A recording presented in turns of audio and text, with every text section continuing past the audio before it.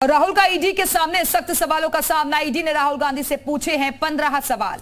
Young India company कैसे बनाई गई, किसने बनाई, ये एक महत्वपूर्ण सवाल पूछा गया। इसी के साथ में कंपनी में पैसा कहां से आया है और सैम और सुमन से क्या संबंध है।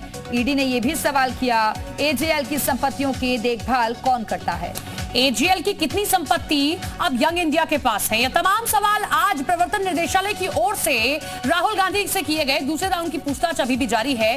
तल्ख सवालों का, तीखे सवालों का सामना आज राहुल गांधी को करना पड़ा। एक एक करके हर एक सवाल पूछा गया जिसके तार नेशनल हेराल्ड केस से जुड़ते हैं। तो राहुल गांधी से 3 चरणों में पूछताछ होगी। सूत्रों के हवाले से ये जानकारी मिल रही है। पहले चरण में राहुल से व्यक्तिगत सवाल और अब दूसरे राउंड की पूछताछ चल रही है। दूसरे चरण में जो पूछताछ की जा रही है उसमें यंग इंडिया कंपनी जिसके शेयर्स हैं नेशनल हेराल्ड के, उसको लेकर पूछताछ की जा रही है कि किस किस ने पैसा लगाया है। एजेएल के पास में जो शेयर्स हैं वो किस किस के शेयर्स हैं, कहां से पैसा आया है, इन तमाम चीजों को लेकर सवाल जवाब किए जा रहे हैं।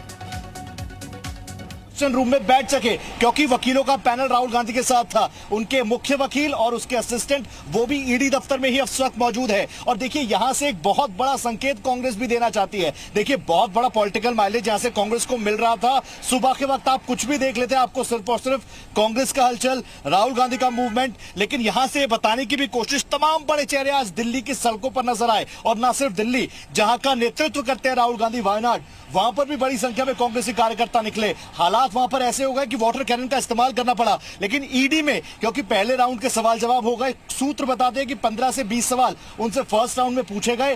3 से 3.5 घंटे लग गए। राहुल गांधी ने बहुत ज्यादा खुलकर अपनी बात नहीं रखी है, ये भी हम आपको बता दें, बहुत ज्यादा खुलकर नहीं रखी है अपनी बात।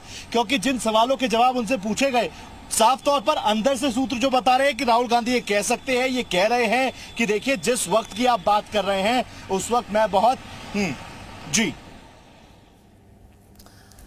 तो हमारे सहयोगी हमें जानकारी देते हुए, और निश्चित तौर पर जहां कांग्रेस अपने अस्तित्व की लड़ाई आज देश भर में लड़ रही है, ऐसे में अगर राहुल गांधी को यूं पूछताछ की जाती है और उसके बाद कांग्रेस का जगह जगह सत्याग्रह देखने को मिलता है, तो ये भी एक बड़ा पॉलिटिकल माइलेज हासिल करने की कोशिश है कांग्रेस की ओर से। तो नेशनल हेराल्ड मामले में राहुल गांधी को नोटिस जारी किया गया था, ईडी ने पेश होने के लिए कहा था। प्रियंका गांधी ने उनको ईडी दफ्तर छोड़ा और वहां से फिर वो तुगलक रोड थाने की तरफ निकल गई। देखिए दोनों भाई बहन एक साथ मौजूद थे और दोनों के चेहरे पर एक भीमी सी मुस्कान थी। आप राहुल गांधी की, प्रियंका गांधी वाड्रा की कोई भी तस्वीर उठा लीजिए, एक भीमी मुस्कान उनके चेहरे पर रहती है। और आज वो होना लाजमी इसलिए भी था सुमित, क्योंकि लंबा वक्त से कांग्रेस सिर्फ और सिर्फ ट्विटर पर नजर आ रही थी, फेसबुक पर नजर आ रही थी, इंस्टाग्राम पर नजर आ रही थी। लेकिन